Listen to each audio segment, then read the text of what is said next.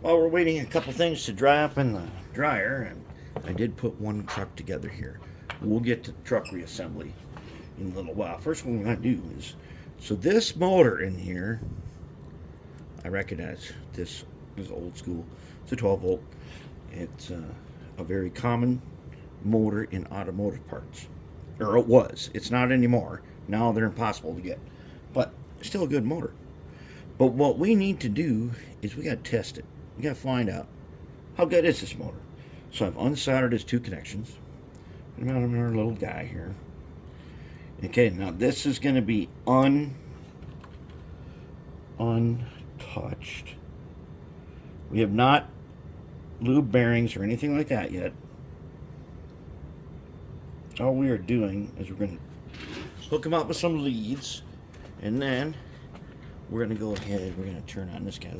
This turns voltage all the way down to 0. Okay, bench tester. All right, we're all the way down. Now, let's see. Let's get down here to the motor. Let's get down to the motor. There he is right there. Okay, I'm now going to apply a volt or two. There's one. Anything?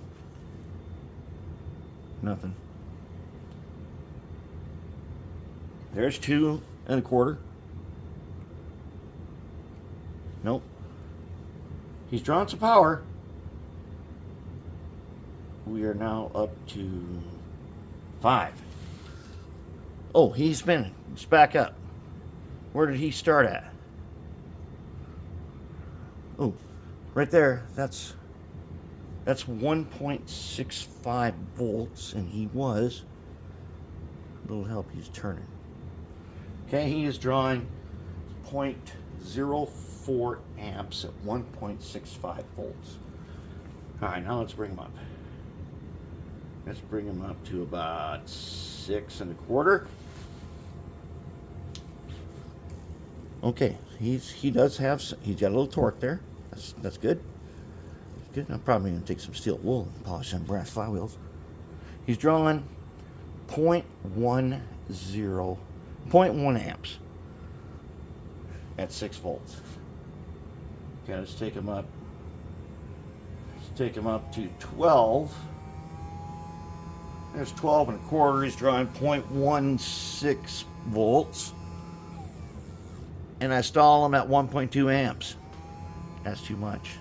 That's way too much. We need to take him up 14. And I stall him at 1.5 amps.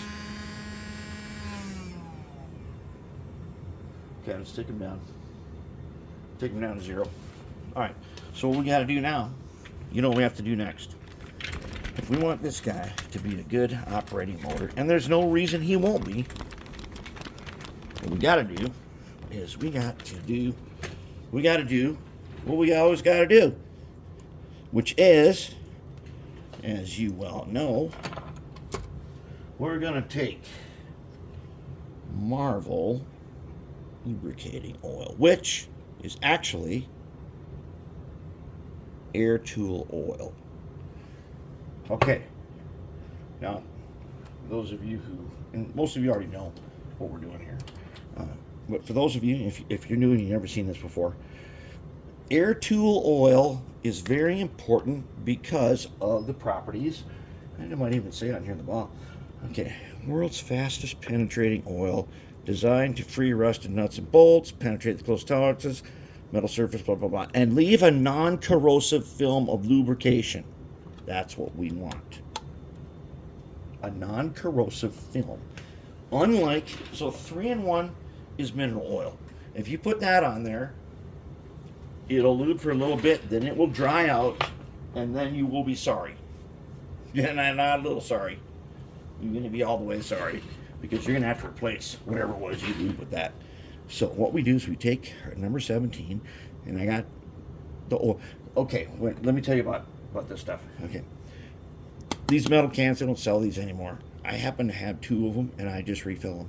When you go to the store to get Marvel Air Tool oil, always buy the quart and then fill things like this or your metal can or you know, whatever dispenser you want to use. I've got a little sewing machine, you know, a little can with a spout on the top. Got one of them things.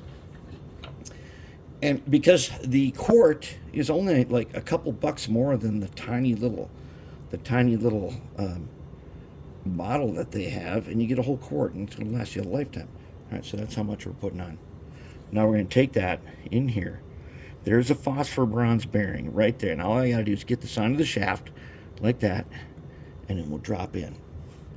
Okay, and that oil will drop into place. And this one's probably never had any. Now, I think we better do just one extra drop right there. These aren't even a whole drop. These are more like 1/8 of a drop. Okay. And the cool thing about marble oil, if you don't use that much, it's not going to spread. All right, now we'll do the other one. Put our drop. We'll put them on here. Gets in that phosphor bronze bearing and leaves a protective film. It doesn't, mineral oil literally wears out. It wears down and then becomes dry. Air tool oil does not do that. It does not wear out. So now let's put this guy back on. Now that he's got his air tool oil, let's hook him up again. Let's see what we can get now. Okay. All right, let's hit it again. Okay, so we're at 0. Let's get down here.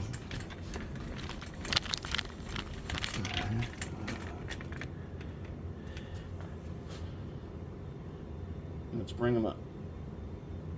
There's 1 volt.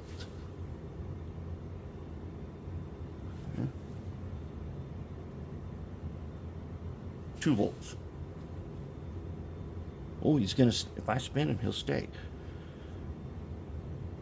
He's drawing 0.09 amps. Bring him up to 5 volts exactly.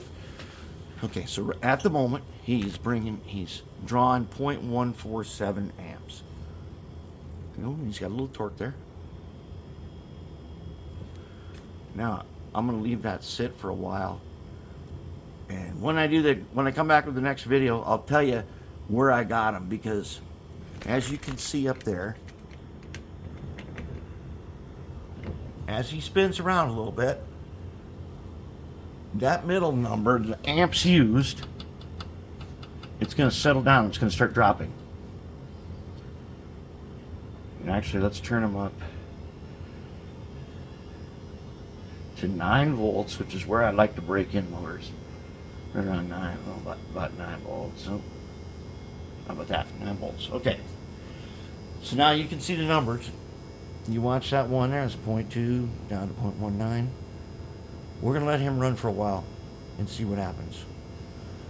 And then when I come back with the trucks, I'm going to tell you the results.